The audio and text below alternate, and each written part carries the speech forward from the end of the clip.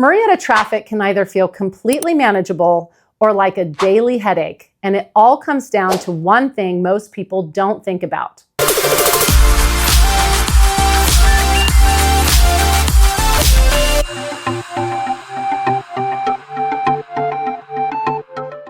Welcome back to Love to Live in the Temecula Valley. I'm Catherine Materiali. Murrieta traffic can either feel completely manageable or like a daily headache, and it all comes down to one thing most people don't think about. If you're thinking about moving to Murrieta and traffic is even a small concern for you, you're asking the right question. But here's where people get this wrong. They try to simplify it down to, is traffic bad or not? And the reality is, it's not that simple. Two people can live just 6 miles apart here and have completely different daily experiences with traffic. So let's talk about what that actually looks like. A lot of people are drawn to Murrieta because of what you get here. More space, larger homes, great schools, and a completely different pace compared to places like San Diego, Orange County, or LA. But then they start hearing about traffic. The 15 gets backed up, the 215 gets backed up, and now it starts to feel like, is this going to affect my everyday life? So here's the honest answer. If you are commuting on the 15 or the 215 during peak hours, yes, traffic is something you're going to deal with. There is no way around that. And if your schedule is fixed, meaning you have to be on the road at the same time every day, that's something you really need to factor into your decision. But this is where everything changes. Traffic here isn't just about traffic. It's about how you move through the city. And this is the part most people don't learn until after they move. For example, if the 15 is backed up, I'll often take Jefferson and run that all the way through Murrieta into Temecula. From there, you've got multiple crossover points like Murrieta Hot Springs, Winchester, and Overland that can get you back to where you need to be.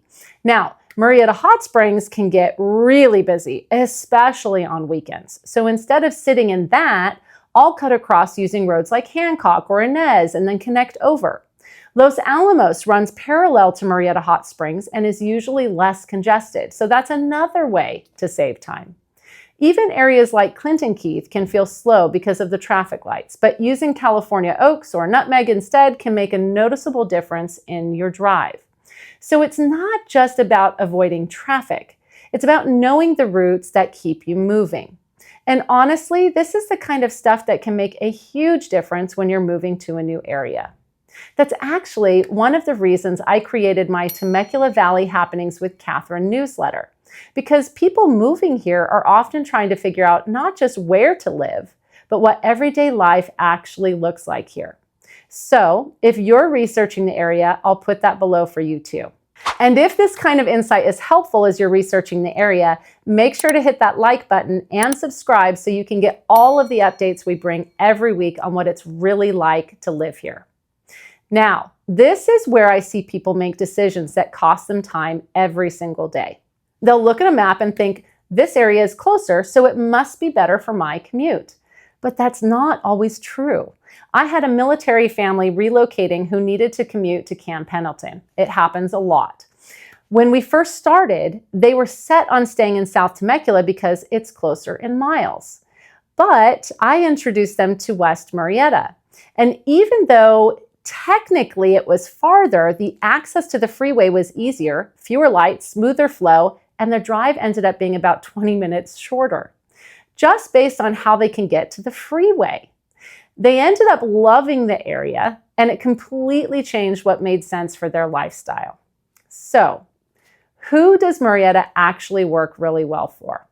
If you have some flexibility in your schedule, if you're working remotely, even part of the time, or if you're okay trading a bit of a commute time for more space, more home, and a different lifestyle, it can be a great fit.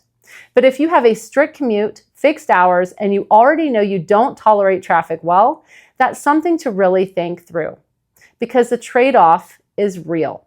You can be closer to work in San Diego or Orange County, but you're likely going to pay significantly more and get less home, less space, and a different overall lifestyle.